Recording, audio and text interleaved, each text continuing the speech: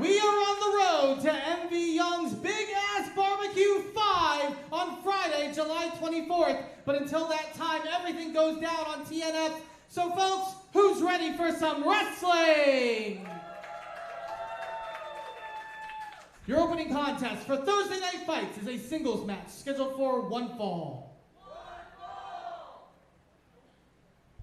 880 wrestling fans, welcome to Thursday Night Fights.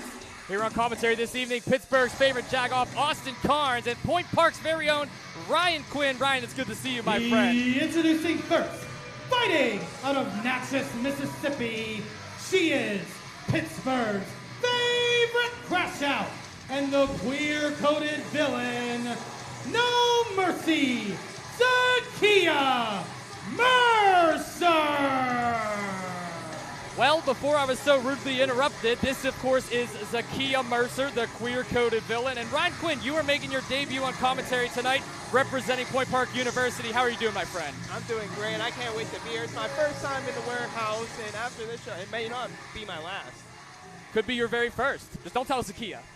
She might have some feelings about that. I heard she's the crash out. And their opponents. Big-time crash out.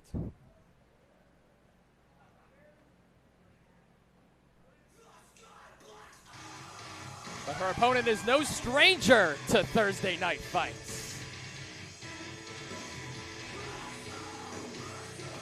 Making her way to the ring, fighting out of Witch City, she is the funeral feline, Salem Grace.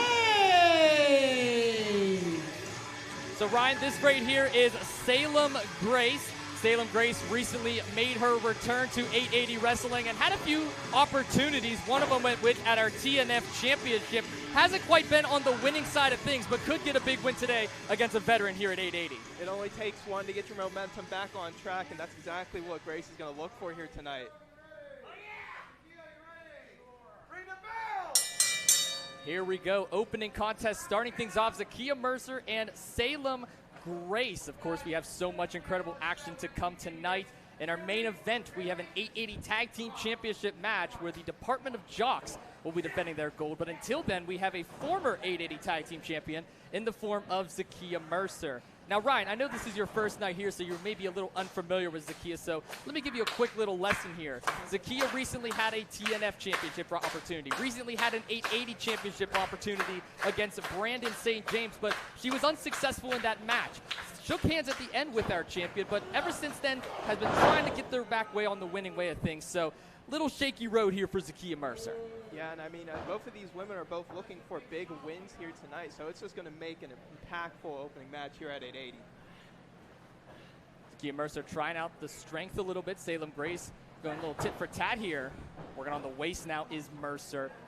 Of course, Zakeia Mercer, former 880 Tag Team Champion as a part of the matriarchy with Paris Sahara. Zakeia, since then, we have not seen Paris here at 880 Wrestling. But Salem Grace doing a good job at working on the arm here of Zakeia. This is that technical wrestling at its finest that you're going to see here in the warehouse. Has to a count of 5. Breaks it at 3, and Zakeia rolls out of the ring to regroup. Yeah, I mean, was getting outclassed technically there. Just needed a little moment. Oh. Well, that's not nice. Can't believe that. Does Zakeia just steal his food? What does CL do to you? Hey, you just need a little bit of a refresher, you know, a little snack break. I mean, I guess so. I mean, Zakeia's asking for confirmation, I guess. You know, just taking her time, gathering her bearings.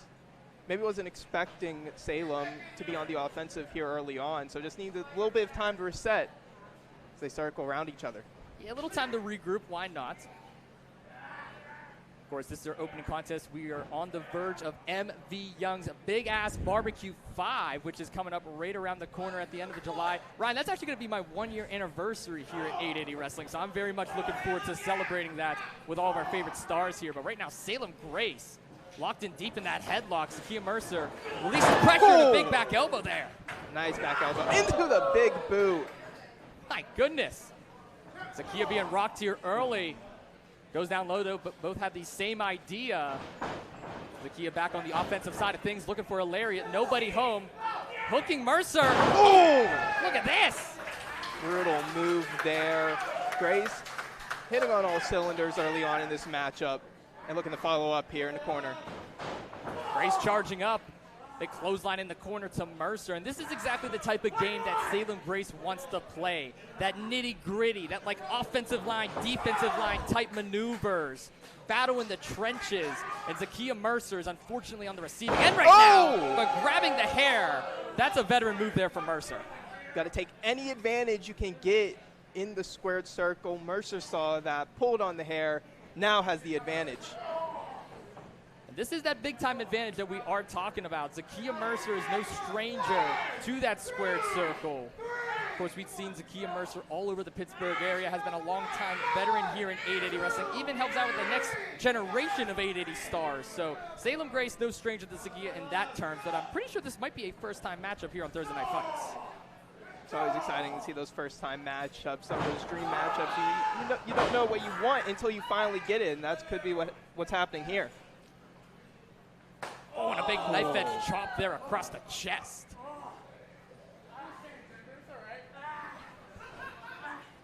And here comes Zakeia Mercer again, looking for a second knife edge chop, perhaps.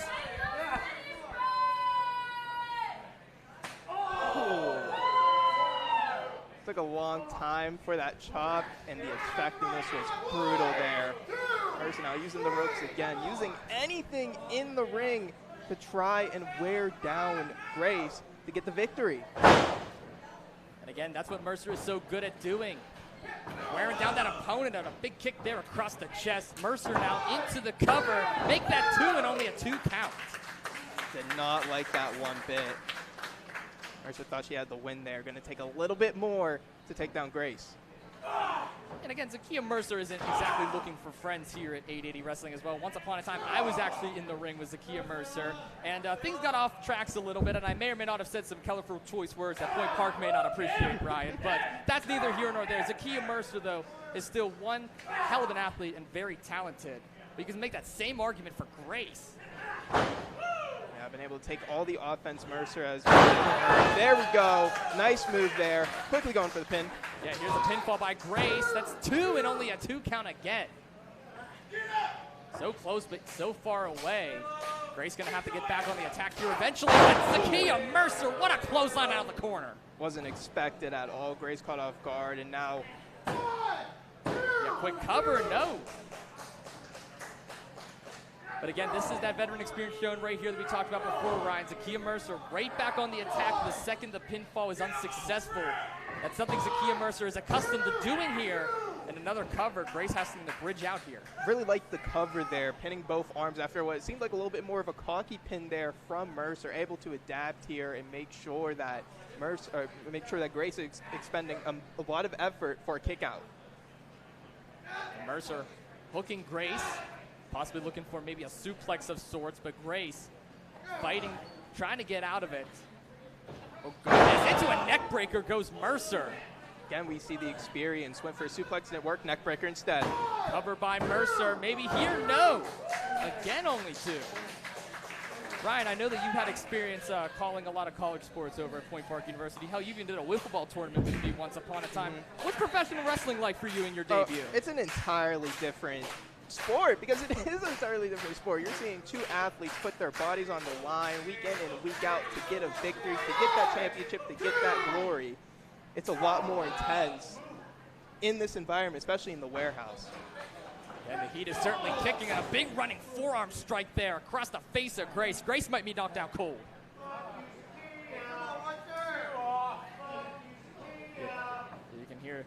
Members of our audience not very pleased with Zakeia Mercer. Another knife edge chop across the chest.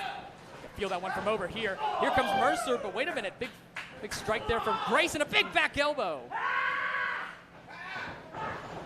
Yeah, Grace tuning up the band. Zakeia Mercer kicked down low. Oh, and a big back kick. Look at that. Something you would see out of a video game. No. Unable to get the 3 count there. Every time it seems like Salem is like out of it, she's able to fight back. And every time Mercer thinks it might be over, Grace keeps on the gas, yeah. All gas, no brakes is what's happening right now. And Zakeia Mercer right back to that slow, methodical pace, wearing down your opponent, using that full advantage of the 5 count in the far corner. You can just see the disdain in Zakeia Mercer's eyes as well as they lower that knee pad. Of course, the knee strikes are very dangerous in Zakeia Mercer's arsenal. What could she possibly looking for here? Setting up for one final one to take Grace out. Oh! What a spear from Grace out of the corner! One last chance. Caught Mercer off guard. Looking for the finishing blow here. Oh, what a spine buster! That's gotta do it. Go for the cover, Grace. Oh, but Grace is not done. Grace knows that Mercer still has a lot left in the tank. That one-legged Boston Crab being applied. Maybe knew that the pin wouldn't do it. Putting her into a one-legged Boston Crab could be the finishing touch here, but no. Mercer grabs the bottom rope. Of course, the bottom rope breaks the submission. But Grace just stomping away on the skull of Mercer. Vicious. Relentless there, expected from these 2 combatants, and now wrenching deep into that Boston Crab. Mercer might have to tap. Yeah, will Zakeia Mercer make the tap, or can she find the bottom rope? What a hell of an opening contest we have on Thursday Night Fights. Zakeia Mercer fighting for her life. Can she make it? Oh, that bottom rope is far away, Ryan. It is a long crawl for Mercer, but relentless, trying to reach out. Wait a minute. Grabbing the jacket, now grabs the ropes. And that's going to have to break a count here. All the way up to the count of 4, Zakeia Mercer. It was a long hold. Grace unable to capitalize on that. What the hell is Zakeia Mercer doing with her ring jacket? In her official, oh, come on. Well, we knew that was about to happen. A ring to the eyes from Mercer, and our official was distracted. Again, that veteran presence from Mercer gets her advantage. And then that huge knee strike. Shining Wizard across the dome. Here is the cover, and that is it. What a match. Here is your winner, Zakeia Mercer. Ryan, this was your debut match on commentary, and we see Zakeia Mercer not exactly get the best kind of win, but it's a win at the end of the day. What did you think of your first match? It's incredible. I mean, we saw the relentlessness from both of these competitors, but again, Mercer has that veteran experience, maybe a little bit underhanded, but at the end of the day, a win is a win. It is actually what Zakeia Mercer needed. As we take another look at the replay from Sidekick Media Services, you see the Shining Wizard, that was the exclamation mark here in our opening contest. Zakeia Mercer putting more W's in the win column and looking to gain more momentum as we are just weeks away from MV Young's Big Ass Barbecue 5. Great way to get it started in the warehouse. Great way to get it started. Not making any friends here. Ryan, it's so great to call a match with you. I have an interview to go do, my friend, and I know you got to get back to Point Park, so I'll see you then. I'll see you. Folks, we got more great action like that to come, but before we continue on, I would like to welcome to the ring at this time, he is my broadcast colleague here for Thursday Night Fights. Give a big round of applause for Pittsburgh's favorite jagoff, Austin Kersch.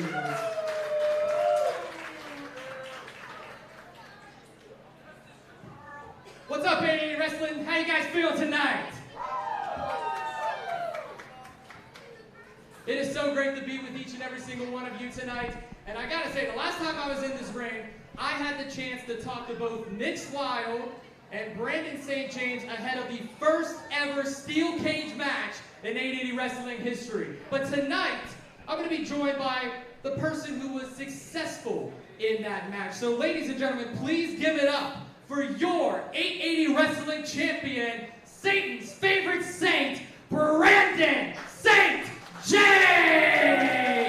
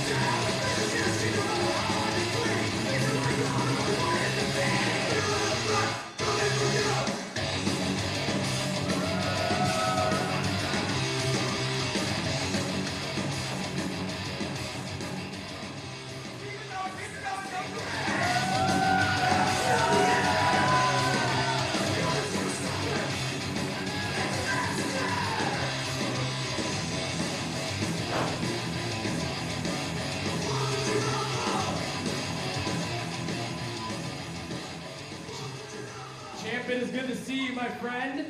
Let's take a seat. This isn't quite two jag-offs, but this is good enough for the time being. Brandon, last time I was in this ring with you, I was in the middle, Nick Wilde was to my right, you were to my left, and you were on the verge of making history. You were on the verge of going into the first ever steel cage match in 880 wrestling history. And I remember seeing the look in your eye, Brandon. I remember seeing that dark side of Brandon St. James, that side where you had to dig down deep. And you told me, not just in this ring, but even backstage, that you were going to do whatever it took to beat Nick Wilde, achieve destiny, reach the top of the mountain, and become 880 wrestling champion. Now that that's all said and done, Brandon, and you're here with the championship, how does it feel to finally be champion? God damn, it feels fucking good.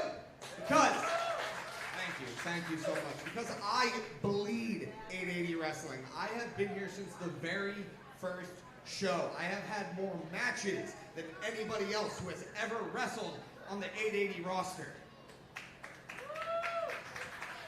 This company means more to me than anything else I've done in the wrestling business. Winning this championship means more to me than anything else I've done in the wrestling business. So you ask me how I feel to win that match. It meant the absolute world to me, Austin.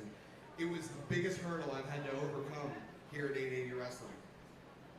The Dead Hand Society were my biggest enemies I've ever faced. Yeah, let them know. The worst of the worst at 880. God damn, I had to bust my ass to get through each and every one of them and then get past that steel cage match to win this gorgeous title. It feels like it's a bunch of different roads all leading to one becoming 880 champion. You mentioned the Dead Hand Society. You mentioned the number game you had to overcome. Obviously, Nick Wilde, Saturn Price, DB Cooper, Gunnar Bergman, they were all around. You just recently came off a win against Aleo Dreams as well, one half of Psychedelic Dreams. You had to change up the game plan a little bit, and I've said this on commentary, and I'm going to say it again in front of everyone. I see a different side of you, Brandon, and I respect the hell out of that. I see a different side of Brandon St. James, a more confident Brandon St. James. I see a more badass Brandon St. James. I got to ask, now that that's all said and done, are you feeling a little more motivated? How are we feeling now with that? Absolutely. Just like I said a couple weeks ago, I don't only fight for 880 Wrestling. I fight for all of these fans. I fight for TR, for the Woods family, for the Tupac family, for the Suppers family, for CL, for Maddie, for Tristan, for MV Young. I fight for all the people that support this place. And that comes with a heavy burden and an even bigger pride that this championship brings. Brandon, MV Young's Big Ass Barbecue 5 is on the horizon. We are just weeks away from that. I know you're going to be there because you are a fighting champion. Hell, we've seen you defended it on Thursday Night Fights before. I got to ask, what is next for Brandon St. James? Now, what is next for me? No, I don't know. I am... What? 880 Wrestling. It's been a while. It's been well over a year since I stepped foot in one of your arenas, in one of your rings. Well, just because it's been well over a year doesn't mean I don't see what goes on around there. Brandon St. James, I see you tearing it up. I see you killing it at 880 Wrestling. And you know what, Brandon? I felt like returning to 880 at your expense. You see, I wanted to give you a little reminder, Brandon. Me and you, we've been in the ring multiple times together. You never had what it took to take me down. All these years later, Brandon, I want another match. I want another one-on-one. I want a steel cage match, Brandon. You want to prove something? You want to prove you can beat the Hammer Lord Jamie Jamison? What better place than a 15, 16-foot high steel cage? Brandon, I'm ready. I hope you are too.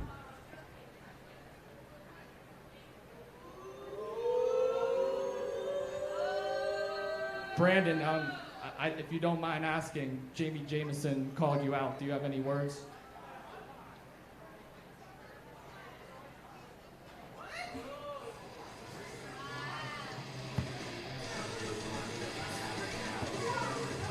Well, the professional Paul Michaels is clocking in for duty here, and what a challenge there. Jamie Jameson, who we've not seen in 880 wrestling since Misconnections 3. Well, ladies and gentlemen, the challenge being issued for Big Ass Barbecue 5. You're going to want to get your tickets for that. That is going to be on Friday, July 24th, right back here at the warehouse. Tickets are on sale right now on Ticket Leap. Go follow us on social media at 880 Wrestling for the links to that.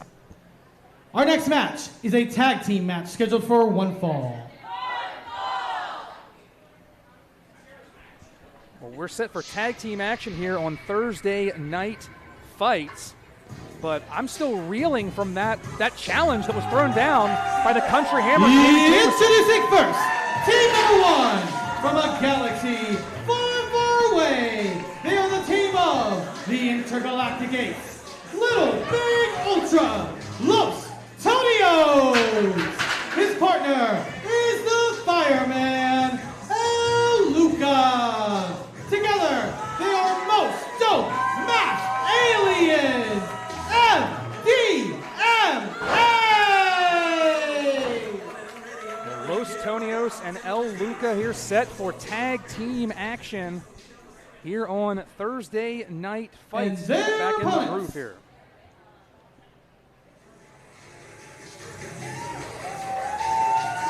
They're taking on one of the hottest teams here in 880 Wrestling.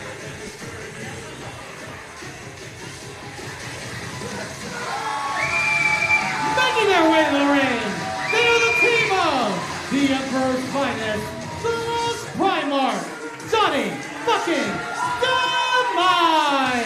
His partner is the Gigabyte Grizzly, BroHemoth. You are on Deathwatch! Well, the team of BroHemoth and Johnny Demise, Deathwatch, came up short last week on Thursday Night Fights for the 880 Tag Team Championship, but they are back here in tag team action trying to right the ship against MDMA. Paul, I'm not going to lie to you. This is going to be a bit of a hard match for me. These are two of my favorite tag teams in all of 880 Wrestling, so I'm going to try and remain unbiased. See, if you were just unbiased, your job would be a lot easier. But I mean, they're good people. Well, aliens if you're talking about Tonios and Luca. And getting set for tag team action. The bell has rung. It will be the Gigabyte Grizzly BroHemoth starting things off with Los Tonios.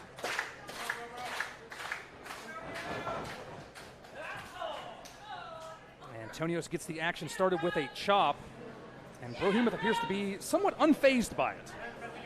I mean, there's definitely a size difference between BroHemoth and Los Tonios, but I respect the heart of Tonios coming out of the gate with an immediate chop. But I mean, the quickness certainly is in the favor of Los Tonios. It's a bit of cat and mouse maybe, perhaps, at the beginning of this match. Heart, certainly one way to describe it, as another chop just bouncing off the chest of BroHemoth. I have a question, though, for you, Paul. What do you think of that Jamie Jameson video that just happened? We haven't seen Jamie Jameson in 880 Wrestling since February 2025 when he defeated KC War at Misconnections 3. Oh, Tonios! Where the hell he come? Uh-oh. Oh, no, he got caught. Yeah, you may have spoke just a little bit too soon. He's about to take a ride to the hardest part of the ring. Right there onto the apron, right next to his partner. Right in front of his son, Austin. I know. It's a traumatic experience.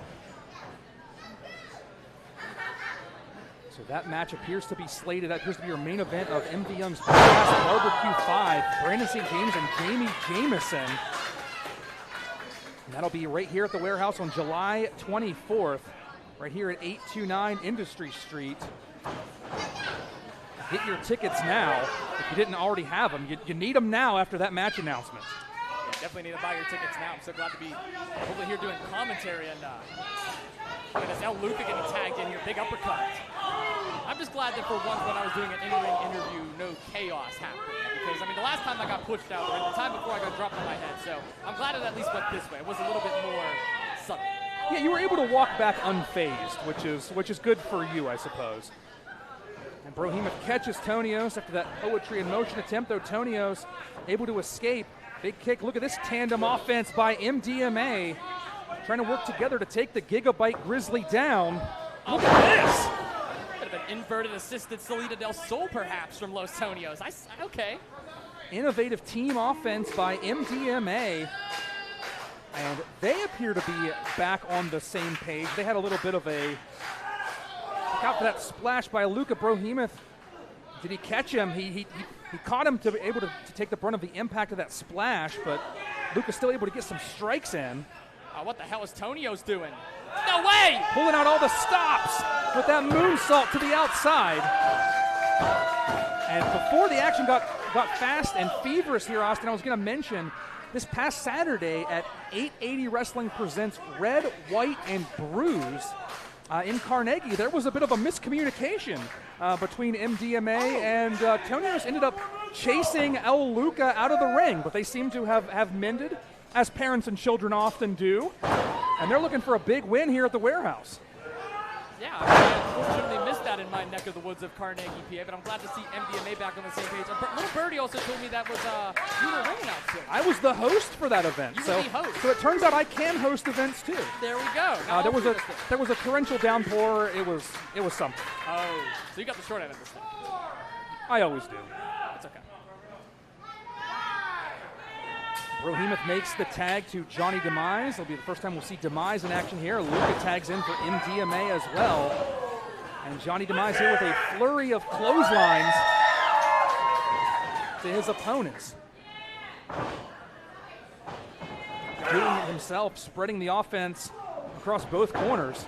Oh, look at this, using El Luca as a weapon into the corner for Los Tonios. I mean, this is what you're going to get when you have the freshest competitor in this match. Ducking under. Oh! Spear by Demise into the cover. 1, 2. And Luca able to get that right shoulder up to continue this one. Something I've learned from watching Deathwatch over the years is that they will pull out that spear at any point in the match. It is very effective. Surprised it didn't put him away, but look at this, a sharpshooter now being locked in by Demise. Sharpshooter by Johnny Demise looking for the submission victory here. Look out, here comes Tonios. Boot to Demise, breaks up that hold. Tonios doing a good job at saving his son from the submission. Wait a minute, here comes the Gigabyte Grizzly. MDMA cooking up something here, Austin. This is just two tag teams slugging it out right now. And I would like to think that the temporary slugfest here probably plays more into Deathwatch's strengths than MDMA's, would you say?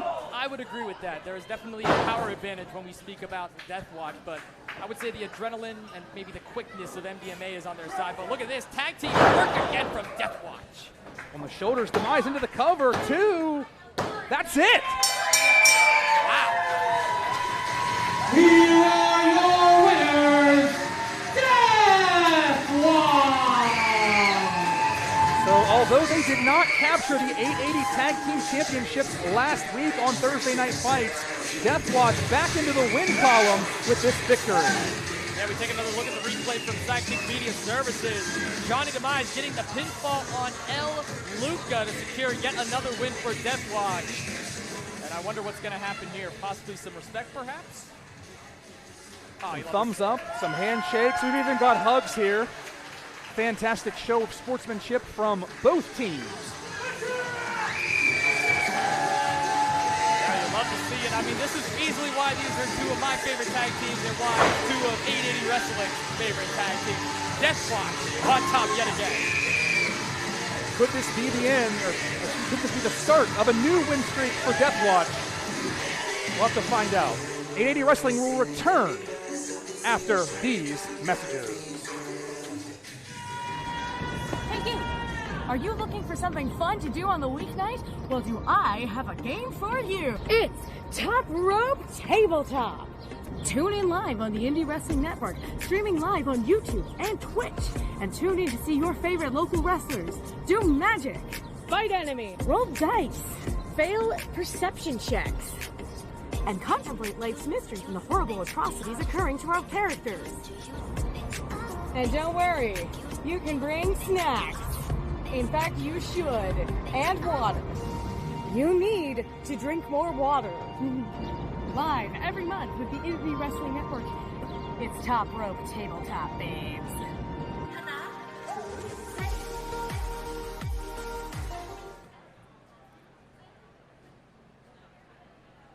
This next match is a singles match scheduled for one fall.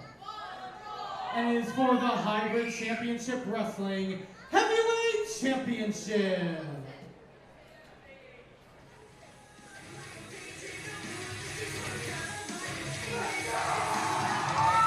Introducing first, the challenger, fighting out of Tucson, Arizona.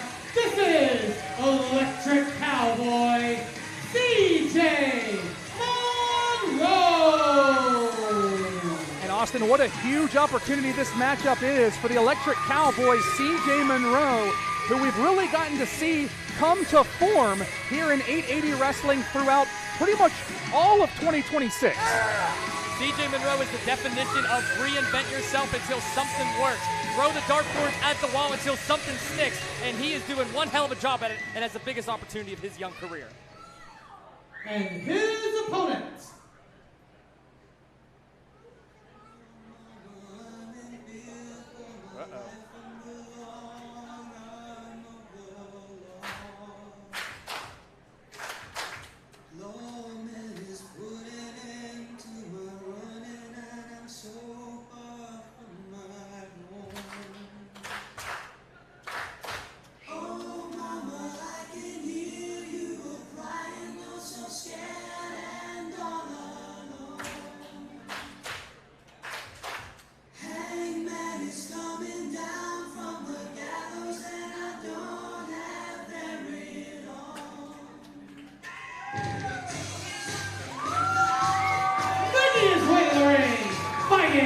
Out of 829 Industry Street, a.k.a. The Warehouse, by way of the shop at 880 Dottie Block. He is Pittsburgh made, Pittsburgh paid, and internationally laid. He is the current reigning and defending hybrid heavyweight champion, the King of Pittsburgh,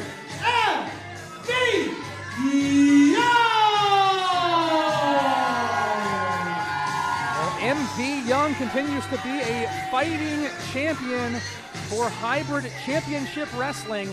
He'll be defending that title here tonight at the Warehouse against one of his prize students, I think you could say, in C.J. Monroe. Oh, easily. C.J. Monroe has been on the uprise here at 880 Wrestling. I had the chance to ring announce for him up in Bridgewater when he was in a tag team with Los Tonios, and the crowd absolutely loved the Electric Cowboy, and you can say the same about the fans here at the Warehouse. C.J. Monroe fighting his coach, facing his mentor, facing the person who brought him into 880 Wrestling, could very well walk away with not just a championship, but the Hybrid Championship, which is from Canada. Certainly MV Young getting things started here in the early going, sending a little message to one of his prized pupils. Yeah, lock up here. MV Young gets CJ back into the corner. Oh gosh, that's not the position you want to be in, but MV just went a little kiss to CJ Monroe. Just a little bit. Maybe going a little bit easy on him there in the early going. Well, I would hope CJ Monroe did his film and homework study for MV Young, because we've called plenty of MV Young matches, Paul, and you know just as well as I do that the King of Pittsburgh can turn on that on switch at any given point.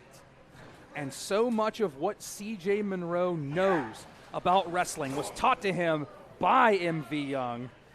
And I don't think MV Young taught him to try that. Not at all. And that's a quick lesson there for Monroe as MV Young delivers a senton. Demonstration here by the hybrid heavyweight champion.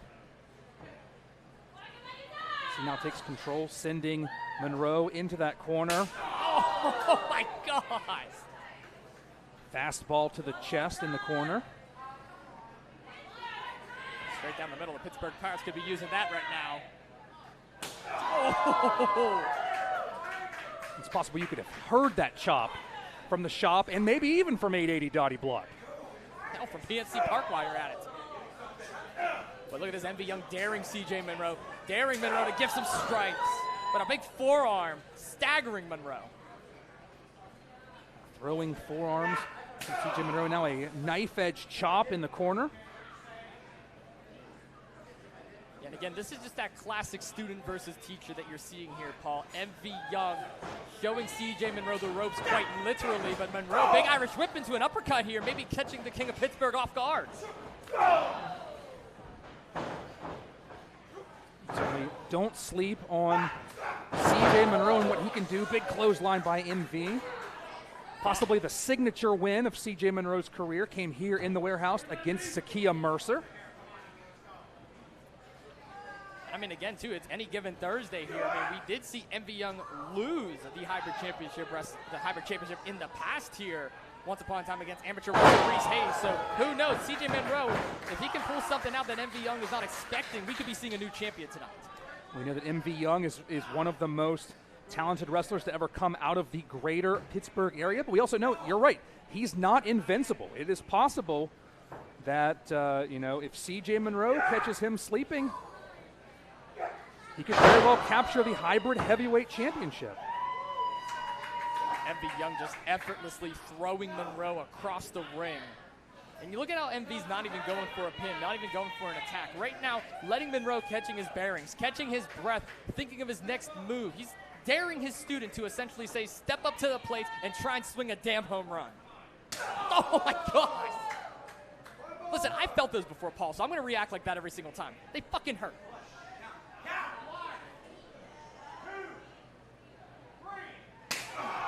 Silence the crowd just to make that one reverberate even louder.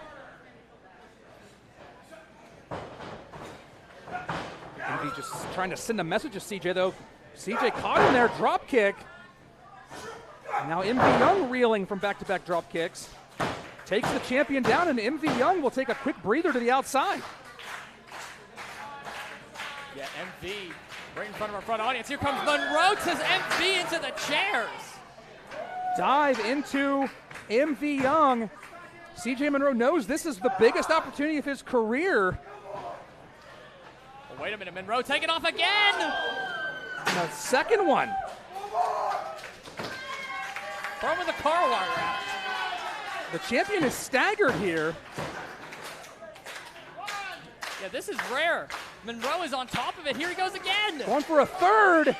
And this time, Young catches him. Thinking diabolical thoughts with a power bomb onto the apron. Ouch. Bone-crushing, spine-bending power bomb on the damn apron. CJ Monroe had so much momentum after those two dives, and it's gone. Yeah, CJ Monroe might be out cold. Does not currently have the appearance of someone who was getting the better of the head trainer of 880 Wrestling just about 2 minutes before that. Yeah, we're at a count of 6 right now. CJ Monroe might not break the 10 count at the way this is going, but wait a minute, I spoke too soon. Monroe gets back in.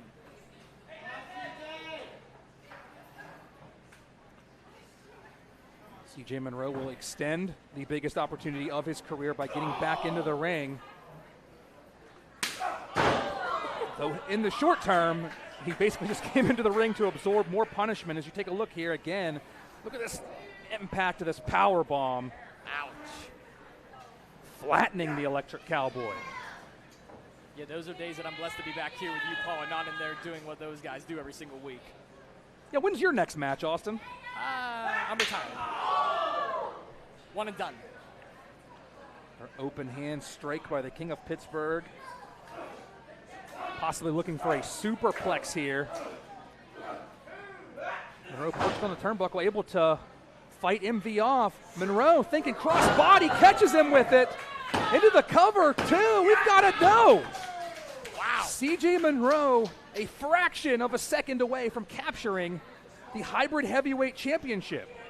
Let's not remember, Blizzy Blake won in similar fashion in the past, catching MV Young off guard. So Monroe could very well do the same thing today if he continues to stay on the gas. Big step up in Seguri from the outside. Oh, look at this. What was that, like one final beat? Slingshot DDT by Monroe. Barely able to get the shoulder up as MV Young. This one will continue. But oh my goodness. Oh, shade. CJ Monroe so close on 2 occasions now to capturing this title. You look speechless over there, Paul. I'm just as shocked as you are. I'm surprised MV was able to kick out of that. Saw little shades of Gargano there. But now Monroe going to the top rope. And now MV Young finding that next gear. Might have felt that title reign slipping away after that DDT. Now has Monroe perched again, thinking the superplex. He didn't get the first one. He's looking for a second attempt. Gets him up and down. And keeps it locked in. Now in a powerbomb position. That's got to do it. Into the cover, 2. And CJ Monroe able to get the shoulder up. This one will continue. I mean, let's take another look at the replay from Sidekick Media Services. Big power bomb after the superplex, but CJ Monroe, with so much heart and so much fight left in him, was able to kick out. What a showing tonight from the Electric Cowboy. MV Young assuredly thought he had this one in the bag after that power bomb. What's he doing with that wrist tape? He's taking it off. He means business now. MV charging up. Charging in with the big clothesline now. Irish whip into the other corner and charges in with another clothesline. Yeah, the train has officially became off the tracks for the King of Pittsburgh. But wait a minute, Monroe gets a boot up. And CJ Monroe just keeps catching MV Young at opportune times. Suplexed him almost right into the turnbuckle. MV Young fell just short of that bottom turnbuckle, but the impact's still there from that suplex. CJ Monroe now climbing, making his way to his feet out here on the apron. What's he got to be thinking here, Austin? I don't know, but that was a great point you brought up, Paul. I mean, there's really no give in that corner. So now Monroe using the ropes.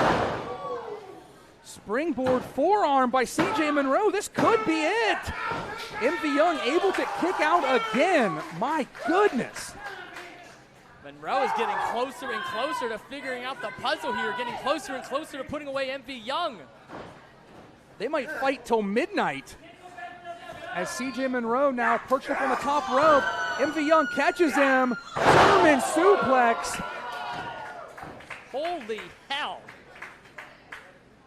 And MV Young thinking about putting this one away with the Pittsburgh plunge. Oh, that's got to do it. 1, 2, and still. Here is your winner, and still hybrid heavyweight champion, MV Young. As you see here on the replay of this Pittsburgh plunge, the win-loss record is going to tell just a very simple, almost an oversimplified story. MV Young defeats CJ Monroe, but it's hard to not argue that this was not a star-making performance from the challenger. Absolutely. What an effort from CJ Monroe. Take nothing away from the young upstart. Take nothing away from the Electric Cowboy. MV Young went from riding the Pittsburgh plunge to delivering one here today at the warehouse. What a hell of a fight. What a showing for CJ Monroe. Certainly left all of it in the ring. You can hear the ovation from the fans here at the warehouse, showing respect to CJ Monroe. Again, we're still very early on in his young career. I suspect there will be one more time for CJ Monroe. More opportunities for him on the horizon. This next match is a tag team match scheduled for one fall.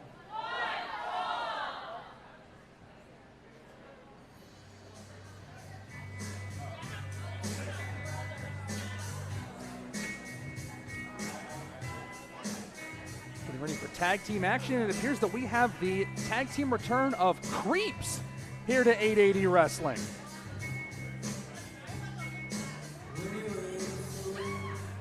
Introducing first, team number 1.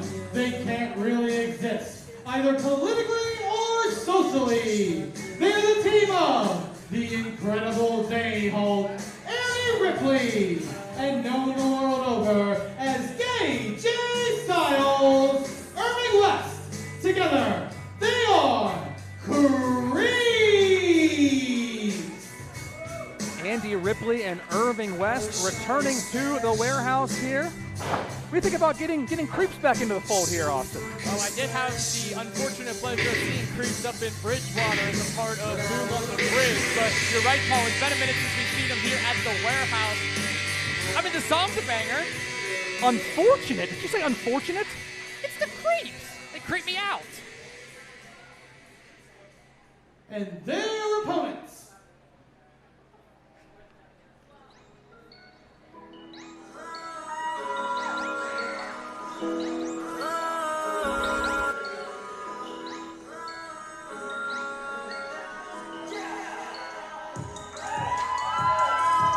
Making their way to the ring, being accompanied by Princess Samantha and Billy the Alien, they're the team of the Prophecy, a Little Dreams, the Psychedelic Prince, Sammy Suttheimer.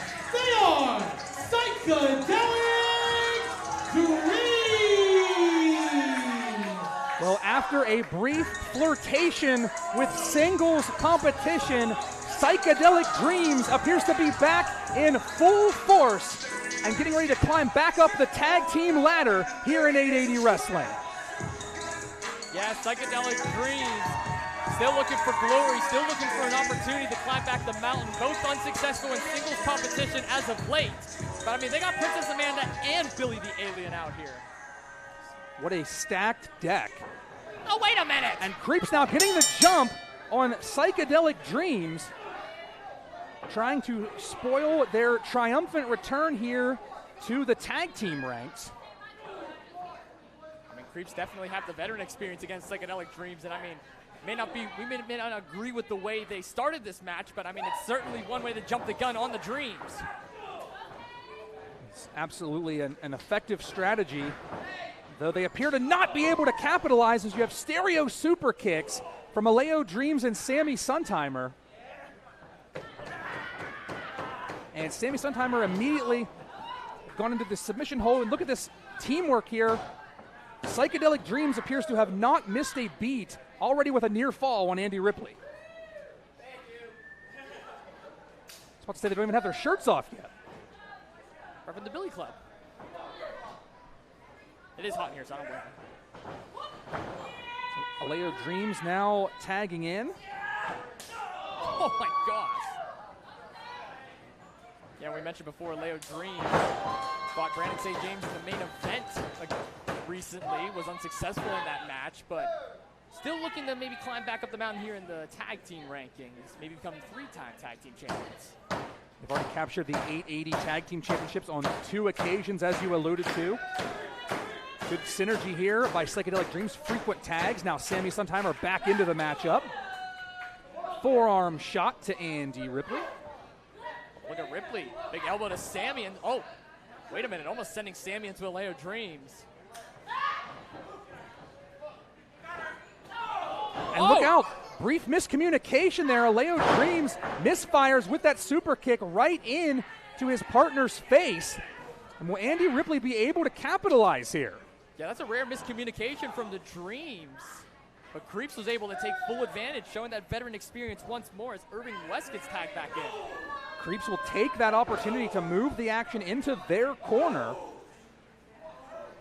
which is certainly giving them at least a short-term advantage. Now look at this, Irving West, very short inning for him, and tags Andy Ripley back into the fray.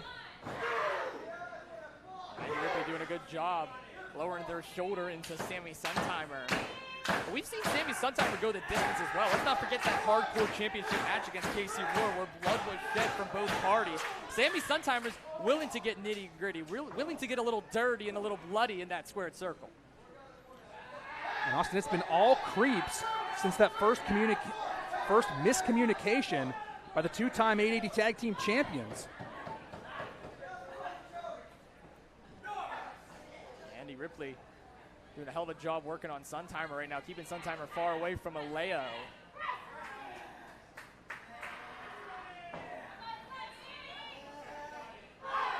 Now knee to the stomach there from Ripley.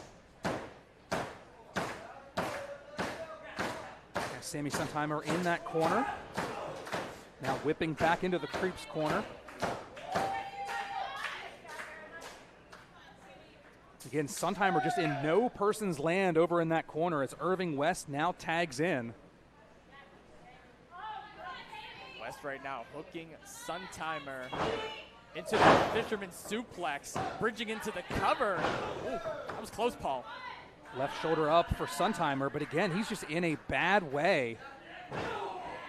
I mean, yeah, that miscommunication maybe not only changed the physical part of this match, but also the mental part of this match. Suntimer, who knows what's going through his head right now, and honestly, who knows what the hell's going through the heads of the Creeps right now. Always hard to tell, and especially in the right here and right now, as Suntimer tied up into the Tree of Woe. I'll say whatever it is definitely with malicious intent. Well, look at this, Andy Ripley just choking away the life of Suntimer as West is distracted with the official. Leo trying to get in here. Oh, this is just disgusting. Just continuing to punish Sammy. Now boots to the gut as well.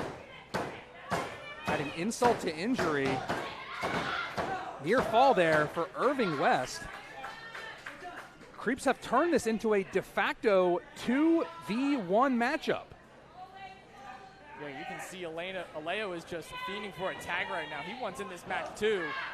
But Sammy is all alone, getting caught. Oh, gosh! Irving blocked the super kick, but hit the enziguri. Now Aleo Dreams tags back into this matchup, as does Andy Ripley. So now Dreams and Ripley, the two legal competitors. Flying elbow there by Aleo. Now dumping Irving West to the outside. This is the momentum we were talking about before. Aleo Dreams looking to ride high off of it as he delivers a forearm strike to Andy Ripley. Now tripping them in the corner. Aleo, the freshest competitor in this matchup, double knees into the corner. Uh-oh, charging up now. Big boot to the side of Andy Ripley's face. Aleo Dreams pulls them into the center of the ring, into the cover, hooking both legs. Irving West breaks that one up, possibly saving that one for Creeps. Oh, look at this, over and round Aleo goes, but West kicking down low. Down to the knee, look at that. A great job, a bit of an inverted facebuster. Using their legs, but what a super kick from Suntimer. Suntimer now into the German suplex and releases it. Sammy Suntimer is fired up, but here comes Andy Ripley. Oh, look at this, into a final cut. This is just pure mayhem right now. We talked about this being a big comeback match for Psychedelic Dreams as a team, but Creeps looking to spoil that comeback. Though as we speak, the momentum back in the corner of Psychedelic Dreams. Sammy Suntimer calling for that tag. And Aleo didn't tag him, Austin. Yeah, no, Aleo, wait a minute. And Aleo Dreams into the Dream Catcher, and that is it. Here are your winners, Psychedelic Dreams. Huh.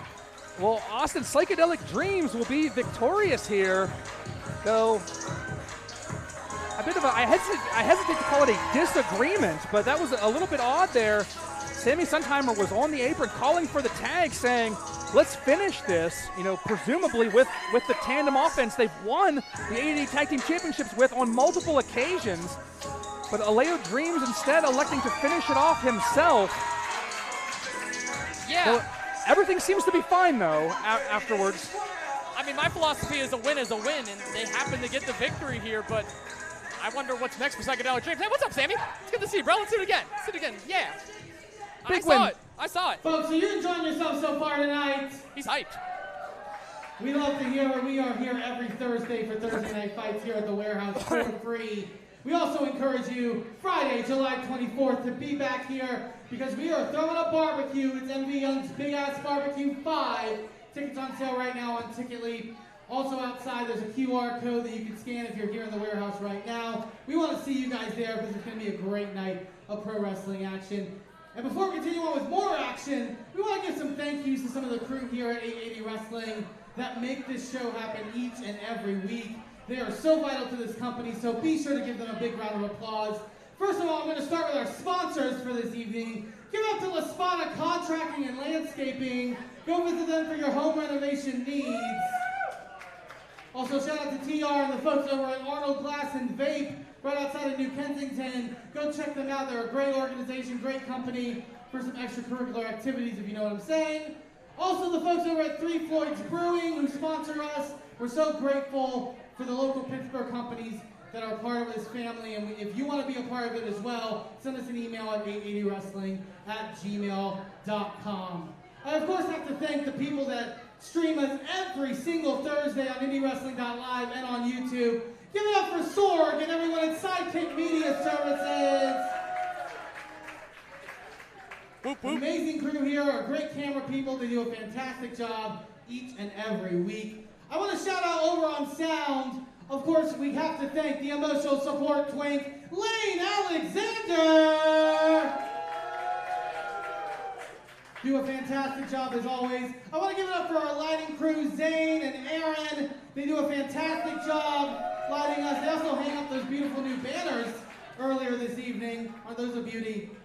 I also want to thank, we have some great photographers as well here tonight. I want to shout out Crush Gals. I want to shout out Emily. They do a fantastic job of taking pictures and documenting the action here. Give a shout out to them.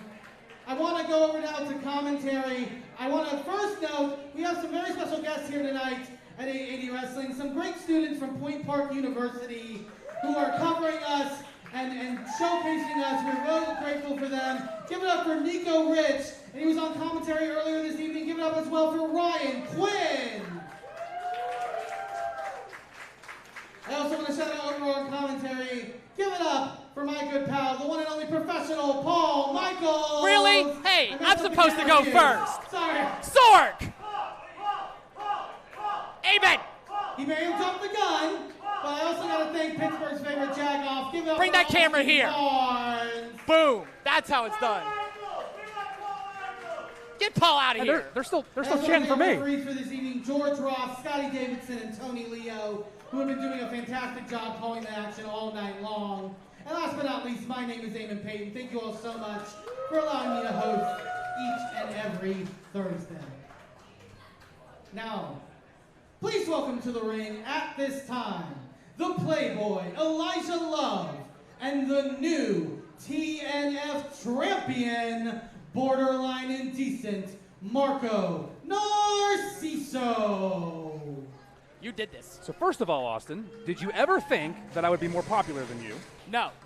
Number two, someone who is not particularly popular with the fans here at the warehouse, the new two-time TNF champion, Marco Narciso, flanked, of course, by the champion in training, and get this, the #1 contender for the TNF championship, Elijah Love, who earned that opportunity last week on Thursday Night Fights. Yeah, it was a certainly interesting set of circumstances here, but we have the champion, we have the #1 contender for the championship, and I don't know. Marco doesn't really like me. I'm gonna have to talk to Eamon after the show. It usually goes me, then you. I'm still not over that. Well, You're play-by-play. To be fair, you left your seat earlier to go in the ring and play Big Shot, and I just took your spot. So move your feet, lose your seat. Tony, if you're listening, I want to look back at the replay on this. We need to talk about this in our next production meeting. I've got a stranglehold on this spot, just like Marco and Elijah have a stranglehold on the TNF championship. That's right. Cheer and applaud for your first and only two-time Thursday Night Fights champion, Marco Narciso. That's right, keep going, that's right. And let's acknowledge how beautiful I look up on there on the very own 880 Hollywood Boulevard. Right. I mean, it's a shame that I have to be sandwiched in between such gutter rats, such as themselves. I mean, MD's in black and white. He looks like he's dead. I don't know what's going on there. But while we're in this celebratory mood, Elijah, I'd like to congratulate you on winning the contendership match to my championship. You utterly demolished, embarrassed all those opponents. I couldn't be prouder. And I'm very excited, because, the barbecue, it'll be such an easy night. We'll get in the ring, you'll lay down, I'll pin you, and we can go out to the bar and celebrate! Woo! It'll be such an easy night, it'll be so fun! Wait. Marco, we didn't exactly discuss. I like the celebrating part, I like the party, but we didn't exactly say that I was gonna lay down. Yeah, we talked about it. Yeah. We didn't.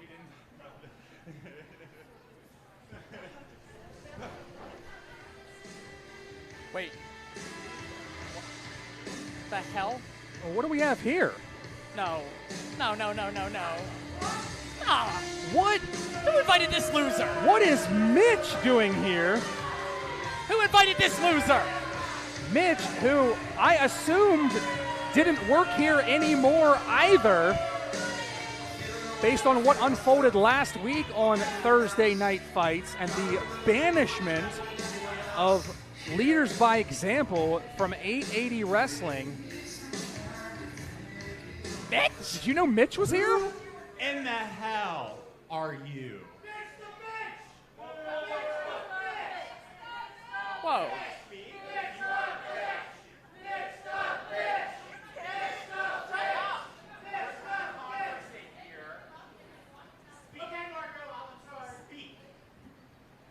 I am so sorry for this interruption.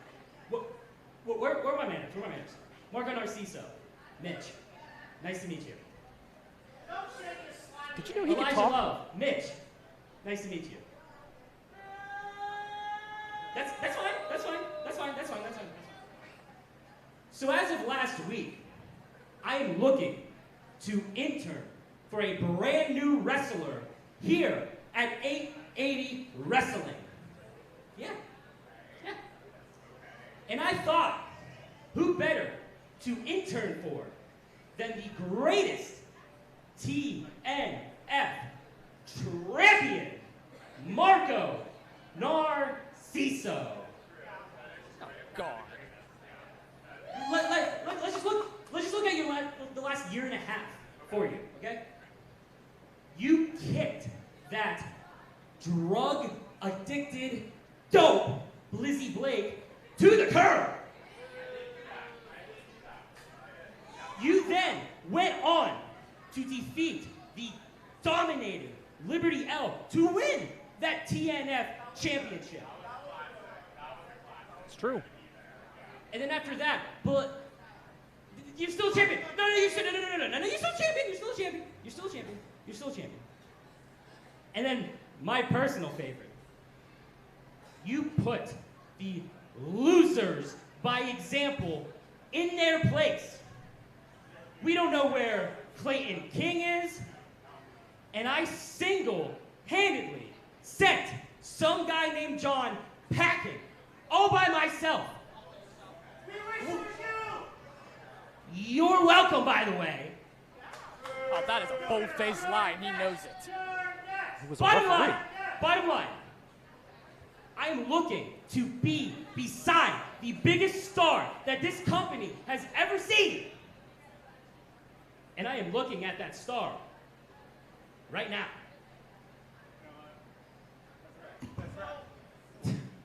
Marco Narciso, you are a shining star within your own right. I mean, but Elijah Love is the future star, if not already. I mean, I'm not just another pretty face, you know, Excuse me? It's Marco microphone time, okay, Elijah?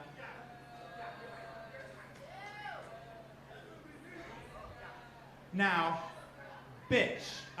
Bitch, was it, right? Bitch? Close enough.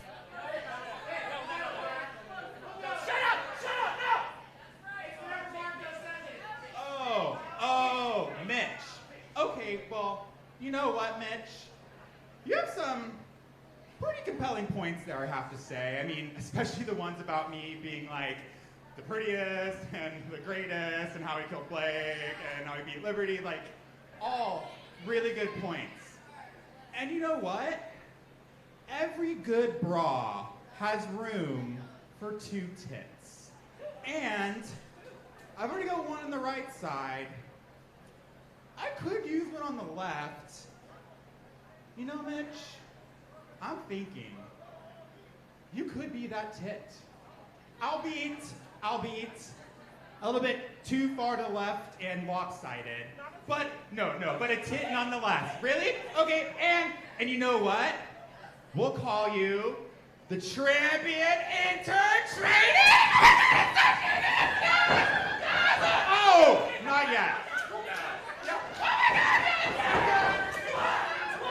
Are we serious right now? Thank goodness. End this party already. Please, Blizzy Blake. I don't want to see Mitch be the sagging tit of Marco Narciso. Well, we've got trampions, tits, and bitches, oh my. But here comes the Cannabis Casanova. Excuse me. Marco, I'm supposed to be having a match right now, and I think what you guys are doing here, talking about you and your bra, your tits. My tits. Your tits. Am I understanding you Are these your tits? Yeah. Marco, we have something to talk about. Last week, you brought up your championship rematch clause so quickly, and I think it's only right that I bring that clause right back and let you know that I'd like to challenge you for that title at the Big Ass Barbecue. Really, Blake? Okay. I don't know if maybe you're just too high to understand and process things, but there's someone in front of you. Okay, we have a contender, so march your merry ass to the back of the line, Tootsie. March them back! March them back! Tootsie. March! Marco, I don't think I'm gonna do that. I knew that you were gonna come up with some shit like that. I saw the match that took place last week. They put both of our tag partners in a scramble for the title that we both were fighting over. What kind of sense even is that? So, no offense, Elijah. No offense. But I think you might like this little idea I have. How about, at MV's Big Ass Barbecue 5, a triple threat? A triple threat? Really? Really? You want to have a 3-way with the 2 of us? Is that what I'm hearing? Okay, Blake, listen. I don't know who you think you are. You're not the tramp, and we're not going to participate in such utter bullshit. Wait. Marco, it's not exactly the worst idea that's come out of Blizzy's mouth. I mean, look at you and I will be in the match with only one of Blizzy. So either way, whichever outcome, we know where the title's going, we know the end result, we know who's going home with the championship. Yeah, so, just think.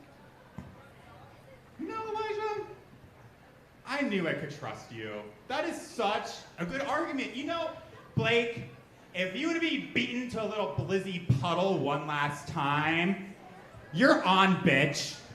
Whoa.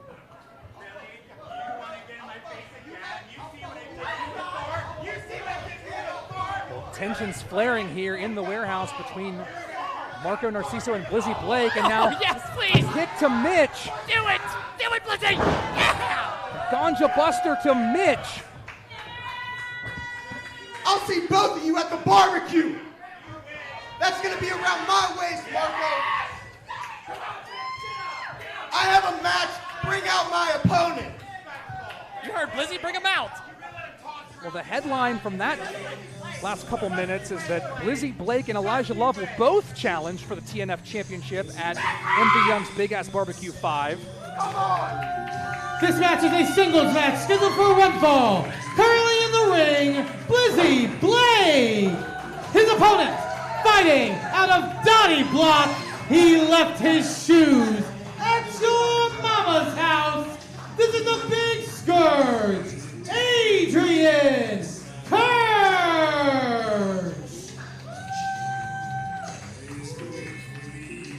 I always love when our concessions team gets in on the fun here at the warehouse. Do you know that guy started the first ever Paul Michaels chant? I heard earlier. That was crazy. Oh, that wasn't the first one. Was it the first one? No. First one that I've been around for. I suppose that's true. All right, well, we've got a singles match coming up here. Blizzy Blake, who once again will take on both Marco Narciso and Elijah Love here on July 24th at MV Young's Big Ass Barbecue 5. But it'll be a test here tonight for Blake against the Scourge, Adrian Kersch. What a fun match this is going to be. Blizzy Blake, Adrian Kersch. I mean, MV Young's Big Ass Barbecue 5 is shaping up to be one hell of an event. I mean, what, a possible steel cage match from what I'm hearing? Jamie Jamison, Brandon St. James, now this? I mean, this is going to be incredible. Three-way match for the TNF Championship seems to have lots of variables in it. But again, here in singles action, it's Blizzy Blake versus Adrian Kersch. Still to come, the 880 Tag Team Championships will be decided in your main event. But Blizzy now with the headlock on Kersch. Kersch sends Blizzy into the ropes. Foot to the face there by Blake. Blake rolling. Look at this. Look at the athleticism. Sending Kersch for a ride is Blizzy Blake. Now splash into the corner. Look at this roll through by Blake. Uppercut in the corner. And it has been all Blizzy. Blizzy fired up. You think Blizzy was expecting that challenge to get accepted? Did he have doubts? I mean, I don't know what exactly Blizzy was expecting, but again, I mean, Blizzy Blake has every right to challenge for the TNF Championship. I mean, there was a thing called champion. I mean, you have to defend after a former champion. Blizzy is a former champion, so wait a minute. Look at this. Blizzy Blake bouncing off the walls there. Drop kick to Kersch. Sends the Scourge down. Blake into the cover, 2 count. And Kersch able to get the shoulder up. Yeah, but Adrian Kersch could do something very dangerous too, Paul. I mean, we just saw Blizzy Blake get that championship request accepted for MV Young's Big Ass Barbecue 5. But Adrian Kersch could easily derail the momentum of Blizzy Blake if he can get a win against Blizzy today. What do you make, though, of Blizzy taking the strategy of making that challenge when he made it, knowing that it might be a de facto 2-on-1 match, you know, with Elijah and Marco on the same page? I mean, we've seen Blizzy overcome the odds in the past as well, so I wouldn't be surprised at all that Blizzy Blake made that request. What surprised me the most was Mitch being out here and being with Marco now as an interning tit? Is that what I'm understanding? It seems that Mitch might have been accepted into the Champions in Training program, or at least has developed some sort of association with Marco Narciso. I didn't know they had that on Indeed.com right now. What's the name of your program where you're bringing all your Point Park people in? Social media. Social media, yeah. We have a lot of Point Park people here. We had someone on commentary earlier in the night. You know that, right, Paul? I do. Yes. Shout out to Ryan Quinn, who did an incredible job in our opening contest, getting some social media content as well for us here around the warehouse. It's going to be on the Point Park socials very, very soon. Shout out to Nico Rich as well, who's been getting the footage. Certainly shout outs to them. It's a less exciting name than the Champions in Training program, I have to admit, but yeah, I don't know if Point Park exactly offers that program. Oh. Meanwhile, the action spilling to the outside here. Clubbing blow to the back by Kersch. Kersch loves to fight outside the ring. He's in his element right there, smashing Blizzy's face off the apron. Doing an incredible job too. And keeping the warehouse vibes. I mean, we see a lot of fights go to the outside, and look at the amazing banners that's hanging in the background as well. What a nice touch. Yeah, how about that Marco Narciso banner right there in the middle? That's like the only one I don't care for. I'm sure you're partial to the one next to it and totally not biased. Of course, DOJ is awesome. It'll be in our main event. Kersch back into the ring and back out to break the count. Not content to win this one by count out. Doesn't want the double count out either. The action spilling out over by those new banners. Oh, wait a minute. They got that Marco banner done pretty quickly, huh? After he just won the title. Yeah. Yeah. It's a banner. I like the Brandon St. James one, too, on the end a little bit better. Blizzy now fighting from underneath. Using those educated feet into the ribs of Kersch. Oh, wait a minute. Sending him up and sending him down. Chokeslam variant there by the Scourge. Rolls Blizzy over into the cover. 1, 2. Blizzy able to get the right shoulder up. That is a 2 count. Yeah, Adrian Kersch, I think, caught Blizzy Blake by surprise there. Blizzy Blake was using those effective kicks wisely, but Adrian Kersch was able to just do one move to derail Blizzy. What the hell is Kersch have in mind? You don't really see Kersch climb the ropes too often. Kersch up to the second rope here. What would you make if Adrian Kersch defeated Blizzy Blake here? Had that one well scouted. Blizzy tried to get the foot up, but Kersch caught him. I mean, would a win here put Adrian Kersch in TNF championship contention? I mean, you beat the #1 contender that we just found out minutes ago. I mean, I would assume so. If Adrian Kersch needed to win against Blizzy Blake, who knows? Marco Narciso might add Kersch into that match as well, make it a fatal 4-way, or maybe even take Blizzy's spot. Who knows? Interesting you would call Blizzy the #1 contender, considering Elijah Love did win a #1 contenders scramble last week, and Blizzy's path to a championship match was to ask. Okay, we can have #1 contender A and 1 contender B. Simple as that. Double foot stomp by Blizzy Blake. Blake now into the cover. Kersch able to get the shoulder up, and this one will continue.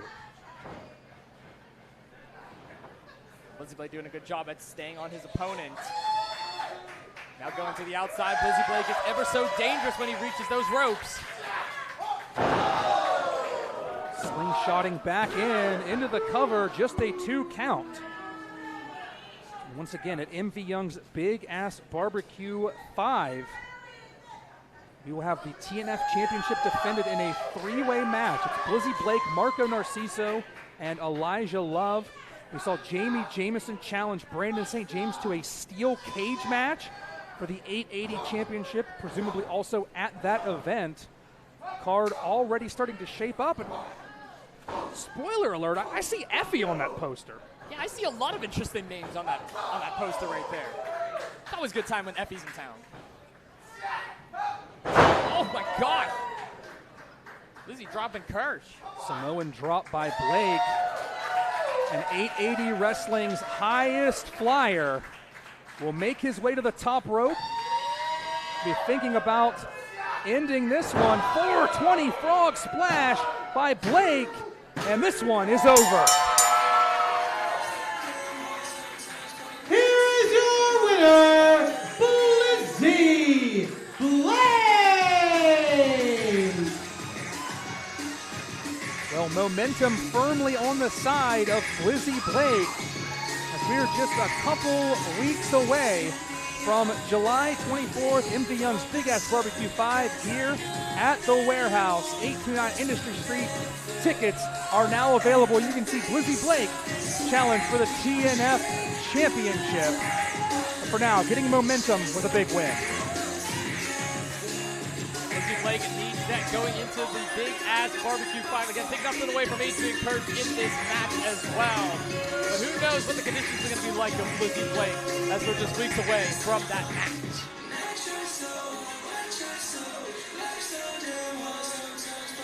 W. Blizzy And it's just about time for our main event. Let's toss things back to our wise owl of 880 Wrestling, the unshakable Eamon Payton.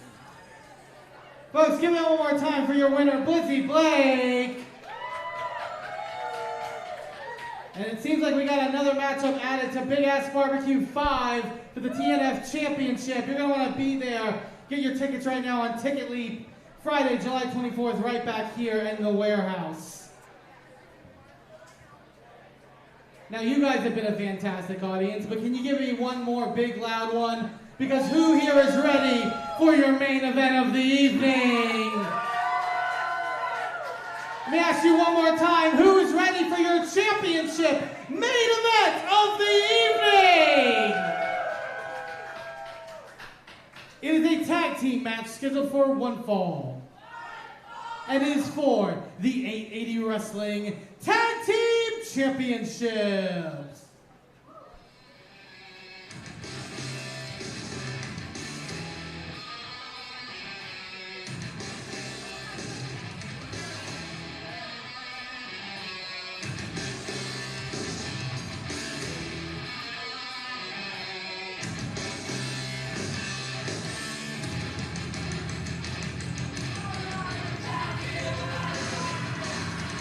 Well, Austin, you talk about the Department of Jocks, you talk about the fraternity rule, and the fact that you never know which combination of the Department of Jocks you might get in a matchup. But a faction here in 880 Wrestling that has even more configurations than the Department of Jocks is the Dead Hand Society. And we now have the Trigger Finger, the Black Sheep, Nick Wilde, and DBeat Cooper teaming up to challenge for the Tag Team Championships. Yeah, this is certainly an interesting pairing here. Nick Wilde, ever so long ago, once upon a time, was the 880 champion. But teaming with DB Cooper to look to add Tag Team Gold to their trophy shelf.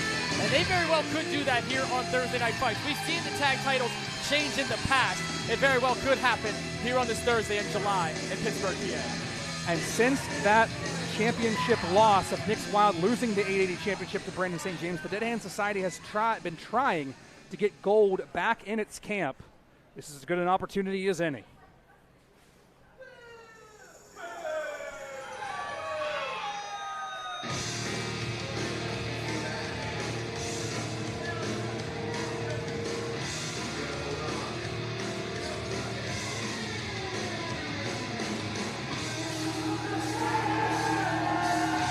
And again, Austin, we talk about the fraternity rules that any pair of the Department of Jocks can defend the 880 Tag Team Championships. So tonight, it's Dev Swayze and the man with the motion, the muscle, Micky Morris. Indeed it is. Dev Swayze, Micky Morris. These two have had an impressive 2026. So very proud of DOJ. They're making CCAC proud because they are on top of not just the tag team division, but 880 Wrestling. It has been DOJ on top since they defeated Psychedelic Dreams to capture those 880 Tag Team Championships. Again, this will be a tall task to get past the Dead Hand Society.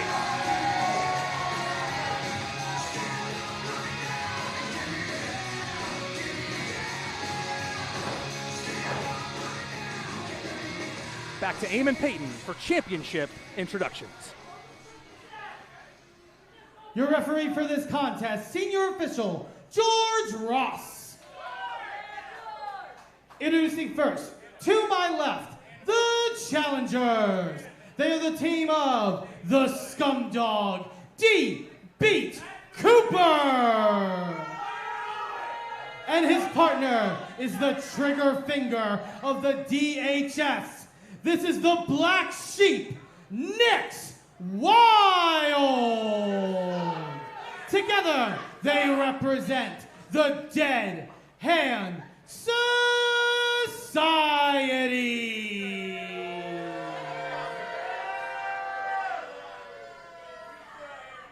And their opponents, to my right, fighting out of the CCAC Auxiliary Gymnasium. First, wearing number 17, he is the man with the motion, the muscle, Micky Morris. His partner, wearing number 1 and standing at 6'7", Swayze.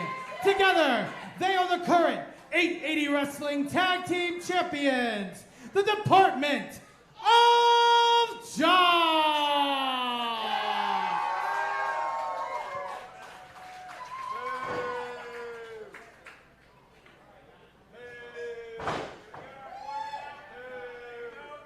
Referee George Ross collecting the gold here. A little kiss for good luck there by the champions. And what a main event we are in store for tonight.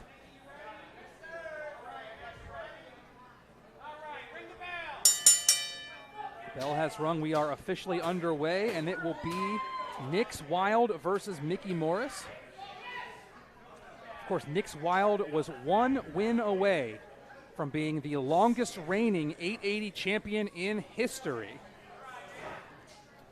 Yeah, and you know that doesn't sit right with Nix Wilde either, knowing that. They could have easily made history here in 880 Wrestling. But of course, Brandon St. James is the champion now. But what a hell of a steel cage that match was. Earlier I talked to Brandon St. James and I mentioned that the steel cage changed Brandon St. James. You could make that same case for Nix Wilde and for the Dead Hand Society. I mean, look at the members that are no longer with Dead Hand. Look at the members that are with Dead Hand. Look at the members that returned with Dead Hand. This is a completely new faction, whether we want to admit it or not. It's hard to keep up with who is and isn't around for Dead Hand Society on any given week. They could have anywhere from 2 to approximately 29 members in the building. 29? Where'd you get that math from? I believe you. That's scary. Oh. And shoulder tackle there by Nix Wilde. And Nix Wilde has been craving championship gold since returning to 880 Wrestling at Pittsburgh versus Canada. Get out. Micky Morris looking to end it early. But Nick's able to get the shoulder up. Look at this, into a cradle position. George Ross only gets to 2. And Micky Morris may have caught Nix Wilde a little bit by surprise. I mean, the next generation of 880 Wrestling is here, Paul, and it's in full effect.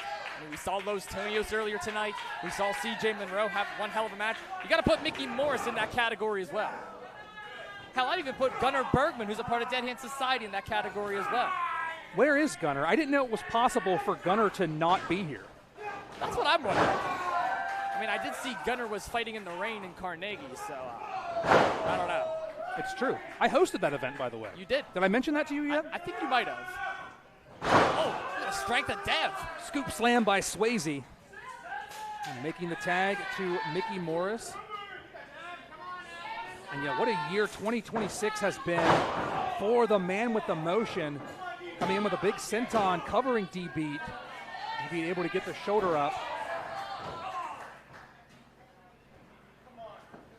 Yeah, Morris doing a good job of staying on DB Cooper as well. I saw DB Cooper was cleaning up his campsite earlier today as well, so you know how that is. Again, the only team that might be harder to prepare for than the Department of Jocks and all their different configurations is the Dead Hand Society. I mean, we've seen DB Cooper tag with Gunnar Bergman. We've seen Nix Wilde tag with Gunnar Bergman. We've seen Gunnar Bergman with Saturn Price. We've seen Saturn Price with Aaron Daniel Norman. I told you there were 29 of them. I believe you. I didn't discredit the match. I was just wondering where you got it from. Elbows in stereo from the Jocks. Now we're balling with another double elbow drop. Swayze into the cover. This one keeps going. Especially you don't say ball too loud because LaMelo Ball, not really with the Hornets anymore. Dev Swayze might overhear you. You got to keep the champs locked in, Paul. I can never keep up with who's where in the NBA. Yeah, LaMelo's now in Minnesota Timberwolves, just so you know. So. Oh, wait a minute. Oh, Nix Wilde, what the hell? I mean, this is dead hand to a T right here. Distract the official and take advantage of the match. Dev may be on one leg now for the remainder of this. And DB Cooper wisely now working that leg after the initial damage was done. Just stomping to that right knee of Swayze. Dev Swayze not in good ways right now. DB Cooper has found a weak spot, and he is exposing it. The Dead Hand Society, just the personification of pack animals, and you're seeing it here in spades. As Nick's Wilde now tags in. We talk about all of the 880 superstars breaking out in 2026, but no doubt that 2025 was the year of the trigger finger. No doubt about that at all, but look at Nick's Wilde going low on Swayze. Oh. Nick's now continuing to work that leg. Oh, no. Viciously slamming that knee into the mat, and now more kicks to the right knee. And Austin, this doesn't bode well for Dev Swayze, especially when Nick's Wilde has been perfecting that black clover submission. Yeah, I think Nick's Wilde might be just doing early preparation for that on Swayze. I mean, something that we've always talked about is the height difference between Dev Swayze, Big Jim Fridge, and the rest of the locker room. Not many people really wear down the jocks like this, but Nick's Wilde may have found a big weak spot on Swayze. They certainly understand that if you chop a giant at the knees, he's not a giant anymore. Not anymore. Keep him to surface level, and that's what they're doing. So doesn't matter if you're 6'7" or 3'7" if you're flat on the mat. DBeat Cooper now continuing to work on those knees of Dev Swayze.